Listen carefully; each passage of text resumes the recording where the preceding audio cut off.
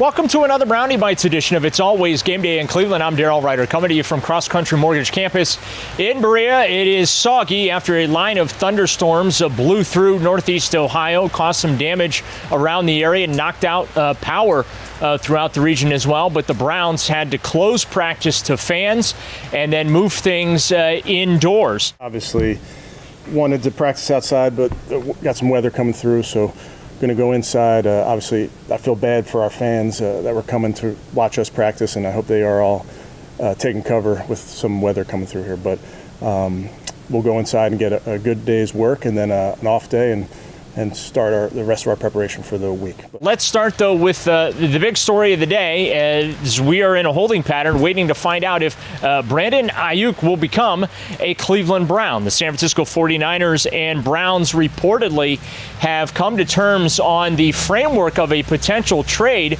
Now, the New England Patriots have reportedly done the same. Also, ESPN's Adam Schefter reported Tuesday afternoon that the Pittsburgh Steelers have re-engaged the 49ers in talks for Aiyuk as well. Now, any trade for him would require a contract extension. It remains to be seen if that will take place. But the name that has surfaced, Mary Kay Cabot of Cleveland.com reporting that in all likelihood Amari Cooper would be amongst, or at least included in the potential package to go back to the San Francisco 49ers. Here's head coach Kevin Stefanski asked to address not only the Aiyuk rumors, but also discuss what Amari Cooper means to the Cleveland Browns. I don't really get into reports respectfully, and I understand the question, but really just focused on today and the practice. I don't really concern myself with reports.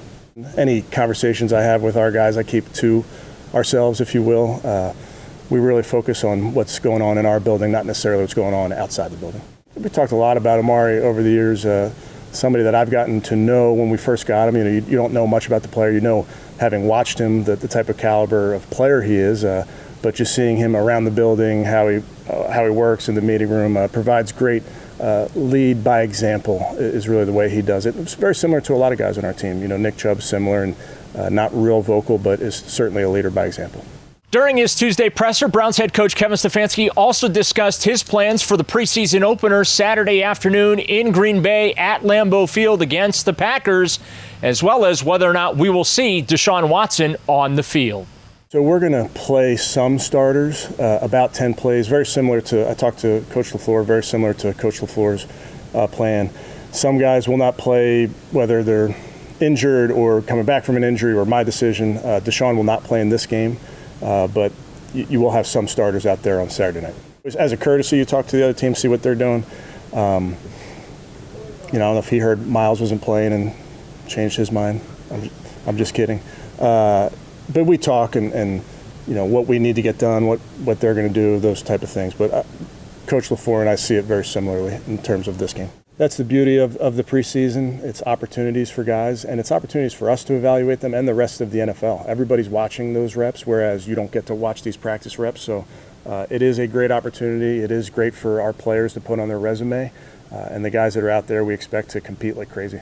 So there you have it from head coach Kevin Stefanski. Now to Watson. We got to talk about him. It has been an uneven camp for him, understandably so. The defense has their days some days. The offense has their days. But on Tuesday, it was another solid defensive performance working against Watson as he struggled to deal with the pressure that Jim Schwartz was dialing up during practice. At one point late in practice, Watson, following a scramble, flung a football out of bounds. On the next play, he was virtually sacked. He ended up kicking the football in frustration. You could see throughout practice, Watson was a little frustrated that he wasn't getting the ball out and getting some of the looks that he was hoping for during the session. His best play of the day, a long 50-plus yard touchdown to Cedric Tillman. It was a nice football, but Tillman had to slow up and adjust to the ball inside the 10-yard line. He beat his man so well, Tillman was still able to waltz into the end zone. Jameis Winston, on the other hand, he looked fantastic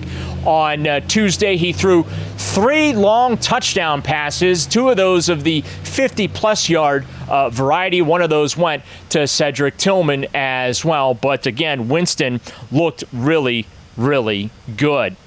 Now let's go to the soundbite of the day, because that's what we like to do here on Brownie Bites. We like to play some of the best bites of the day, and this one courtesy of veteran defensive tackle Quinton Jefferson, who actually needed a moment to collect his thoughts when he was asked about playing alongside the Defensive Player of the Year in 2023, Myles Garrett. He's a freak.